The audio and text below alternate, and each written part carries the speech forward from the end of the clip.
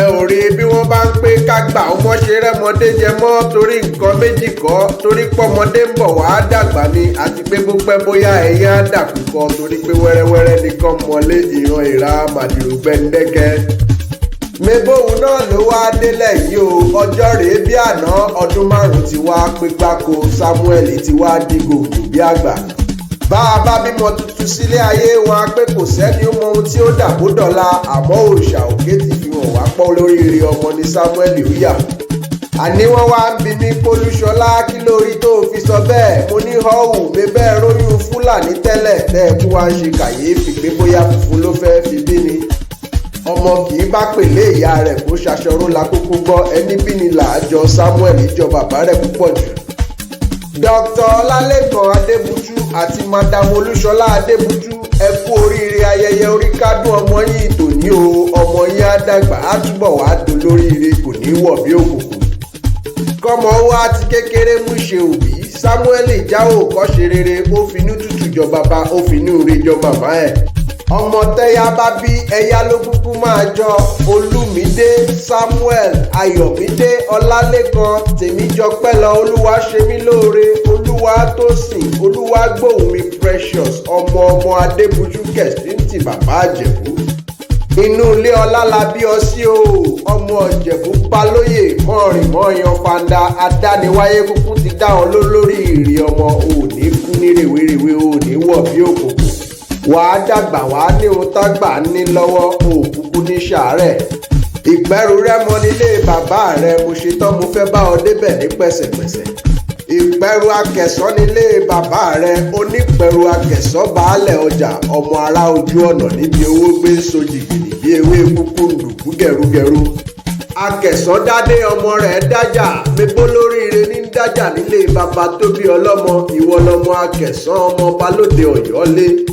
ìran bàbá yín náà làjà gbé bàbá ẹ̀yọ̀ ìyẹn àjàgbé àkọ́kọ́ lójúde akẹ̀sán. ìran bàbá rẹ ní faṣọ àlàáṣọlá ní faṣọ àlàáṣẹ̀ṣọ́ ní faṣọ àlàáṣẹ̀yẹ ajíṣe bí akẹ̀sán láàárín akẹ̀sán ò gbọdọ̀ ṣe bí bàbá ẹnìkankan. ìwọ lọmọ akẹ̀sán àfìrọ̀ ọmọ báńtà akẹ̀sán náà lọmọ Àwùjalẹ̀ níjẹ̀bú Òde ẹ̀yin lọmọ alómi lílé má dáná alẹ́ nílé bàbá tó bí ọlọ́mọ. akẹ̀sán ọmọ olódò kan ọ̀tẹ́rẹ́rẹ́rẹ́ ọmọ olódò kan ọ̀tàràràrà ọmọ onípadò ìyèmẹ̀kún aṣọ tẹ́rẹ́rẹ́ ọmọ onípadò ìyèmẹ̀kún aṣọ má dá ìpẹ̀rù ọmọ apogun pọ̀tẹ́mọ́lẹ̀ gbogbo wa ní jàjàjà kókó wọn nílé bàbá tó bí ọlọ́mọ ẹ̀yin lọ́mọ oníbodè mẹ́ta ọ̀tọ̀ọ̀tọ̀ tí bàbá yín fàjòjì ṣọ́ tájòjì ò sì gbọ́dọ̀ wọ́bẹ̀. Sàámú máa túbù ṣe gàdà máa túbà ọdẹ́lé màmá rẹ̀ Òṣogbo Òrùkí ọmọ àsálà. mi bárò ní ń bẹ lóṣogbo fi ń wù ní lọ Ọ̀ṣun ní ń bẹ lóṣogbo fi ń wù ní lọ màmá bẹ́ẹ̀ bá délé kẹ́ ẹ bá ń kàtà ọjà lóṣogbo iṣu èsúró ni wọ́n kókó ń jẹ sùn lóṣogbo Òrùkí ọmọ àsálà.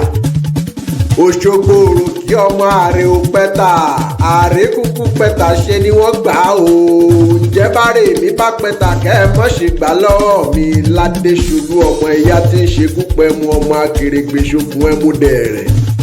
Samuel Ayọ̀mídé Ọlálékan abábàbà rẹ̀ dórúkọ ọmọ Adébútú Kẹ̀sìntì òní kú ní rèwerèwe wàá dàgbà wàá fọwọ́ pawó wàá fèrè kìjọbì pẹ́pẹ́ lówó ṣe nílé arọ́ dandandan. òòṣà òkè òní fi ọ̀pọ̀ àwọn tó bí ọ lẹ́kún láéláé òní fàìsàn lùgbà.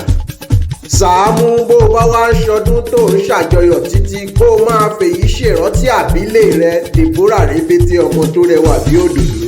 Sàámú mo kí ọ kó kú oríire ayẹyẹ orí kádùn o. Dókítà Olúṣọlá Ìmísí ohun lèmi ń jẹ́ èmi lọ̀mọ̀wé olóhùn arére màmá rẹ ló ní kí n kí ọ dọ́ba èmi lọmọ Ìgbámọlé ṣàbí agbòǹgbò àkàlà.